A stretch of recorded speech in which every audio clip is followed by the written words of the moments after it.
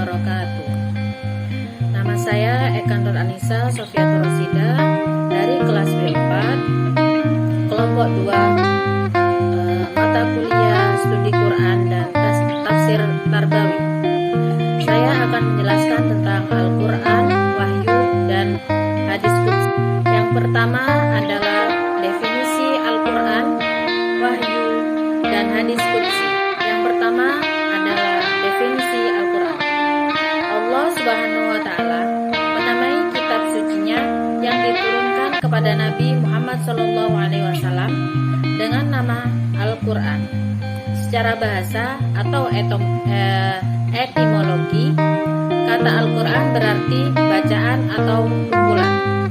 Menurut istilah atau terminologi, Al-Quran adalah kalam Allah yang diturunkan kepada Nabi Muhammad SAW dengan perantara malaikat Jibril menjadi mukjizat atas kenabiannya, tertulis dalam bahasa Arab yang disampaikan kepada kita dengan jalan mutawatir dan membacanya merupakan ibadah. Definisi yang selanjutnya adalah definisi wahyu. Al-wahyi atau wahyu adalah kata masdar atau infinitif yang menunjukkan pada dua pengertian dasar, yaitu tersembunyi dan cepat. Jadi, dengan kata lain, wahyu adalah hubungan komunikasi antara dua pihak yang mengandung arti pemberanian informasi secara rahasia. Wahyu dalam pengertian syarok adalah Allah Subhanahu wa Ta'ala memberitahukan kepada hamba yang dipilihnya segala sesuatu yang hendak diberitahukannya kepadanya, yaitu semua bentuk hidayah dan ilmu. Akan tetapi dengan cara yang amat rahasia dan tidak biasa dialami manusia. Dan yang terakhir adalah definisi hadis qudsi. Hadis qudsi menurut bahasa istilah hadis qudsi terdiri dari dua kata, hadis dan qudsi. Hadis artinya perkataan, perbuatan, atau persetujuan seseorang. Sedangkan qudsi secara bahasa artinya suci.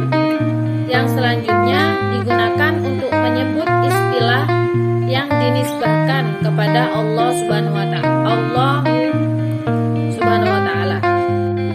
Yang selanjutnya adalah perbedaan antara Al-Quran, Wahyu, dan Hadis Qudsi. Oke, yang pertama Al-Quran. Adapun perbedaan antara Al-Quran, Wahyu, dan Hadis, yaitu yang pertama pada Al-Quran, yang pertama lafal dan maknanya dinisbahkan kepada Allah Subhanahu wa Ta'ala. Yang kedua, telah bernilai ibadah meski semata-mata dibaca. Dan yang ketiga, disyariatkan untuk dibaca ketika sholat.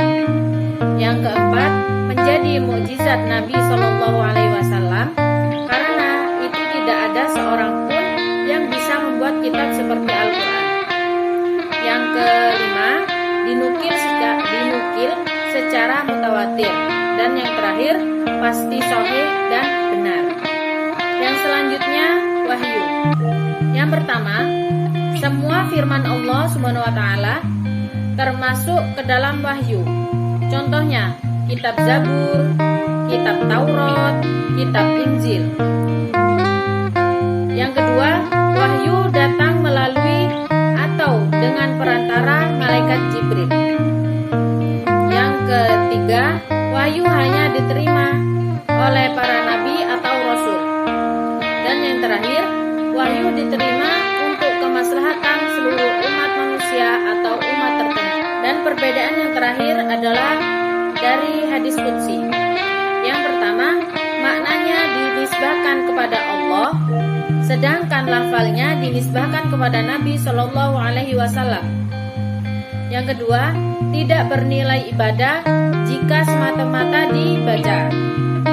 Membaca hadis qudsi bernilai ibadah jika bertujuan untuk mempelajarinya. Yang ketiga, tidak boleh dibaca ketika sholat.